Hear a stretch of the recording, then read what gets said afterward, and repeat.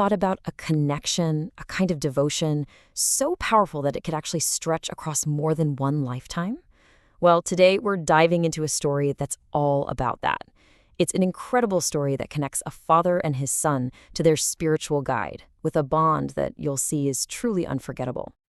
Okay, so let's jump right into the middle of the action. Picture a young man, Raghunātha Bhaṭṭa, walking on a long, dusty road to a city called Puri. And as he walks, his mind is just racing. He's thinking, I was just a kid the last time he saw me. He's got so many followers now. Is he even going to remember who I am? It's that feeling, right? That mix of hope and a little bit of anxiety before a reunion you've been waiting for. So he finally gets to Puri, and his heart is just pounding. He walks up to the great teacher, Sri Chaitanya Mahāprabhu, and he's about to offer his dandavats. That's a full prostration on the ground, a sign of the deepest respect. But before he can even bend down, a voice cuts through the air, clear and full of warmth, calling his name, Raghunath. And in that single moment, all his worries just melt away. Before he even knows what's happening, Mahaprabhu is pulling him into a firm embrace. The relief, the joy, it's just overwhelming.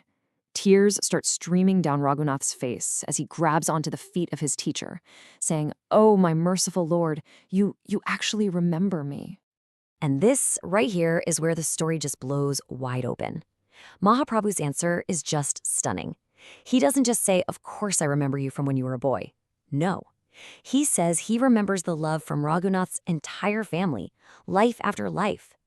This one sentence tells us that this incredible moment didn't start with Raghunath, it actually began years and years earlier with his father. So let's hit rewind for a minute and go back in time to meet Raghunath's dad, a man named Tapan Misra. Now, Tapan Misra was a seriously brilliant scholar, but all of his learning, all of his knowledge had actually led him to a place of complete spiritual confusion.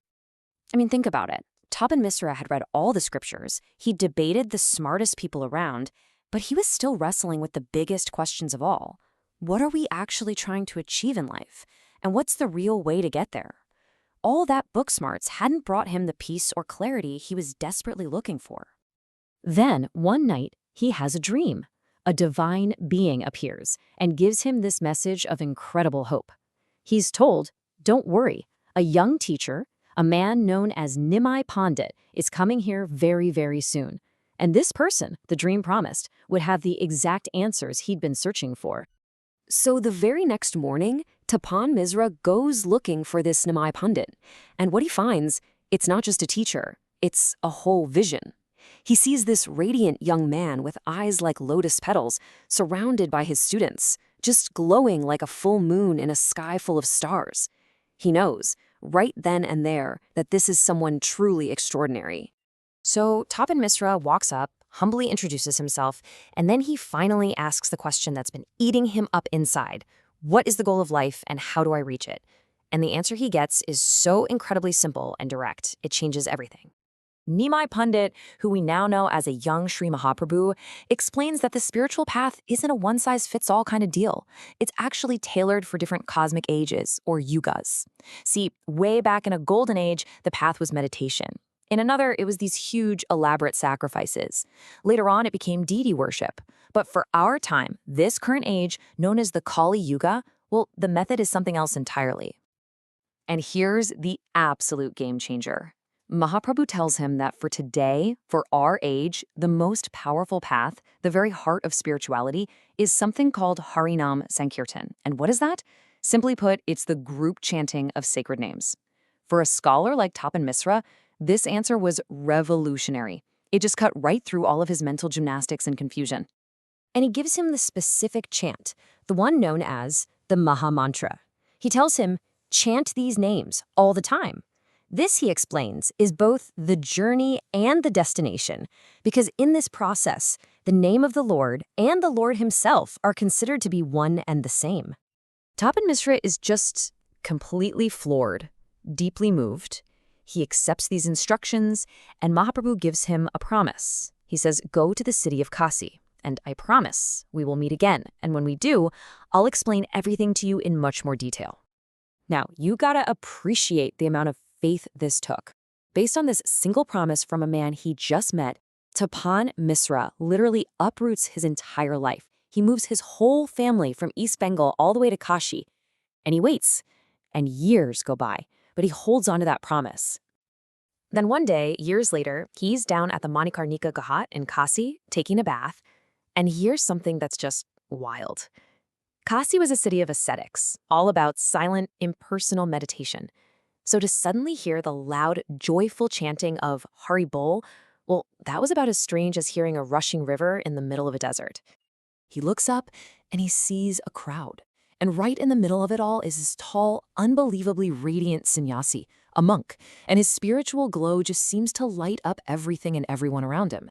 And in that instant, Tapan Mr. knows. It's him. It's Nimai Pandit, now Sri Chaitanya Mahāprabhu. He rushes out of the water, and they have this incredible loving embrace, finally fulfilling that promise from so long ago. And that brings us right back to where we started, with his son, Raghunātha Bhaṭṭa, standing in front of Mahaprabhu in Puri. Now it all makes sense, right? Now we understand what Mahaprabhu meant. The affection he felt wasn't just for this young man, it was for the whole family's legacy of faith and service, a powerful bond that had been forged through these incredible encounters. Raghunath himself went on to become a great saint, but he had a really unique focus. See, while a lot of his peers worshipped particular statues or deities, Raghunath's main object of worship was the holy book itself, the Śrīmad-Bhāgavatam, which is considered to be the literary incarnation of God. And within this spiritual tradition, there's a belief that these great saints have an eternal identity. Raghunath's is known as Raga Manjari, and this identity reveals his very specific, very intimate role within the timeless spiritual story of Krishna. And these dates are here just to ground this amazing spiritual story in our own history.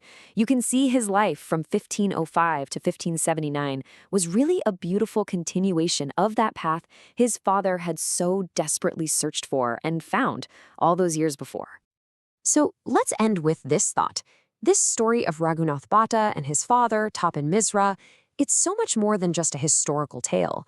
It's really an exploration of memory, of faith, and of a spiritual connection so strong that it just refuses to be limited by time. And it kind of makes you ask yourself, what does a devotion that can span lifetimes really mean for our own connections and for our own faith?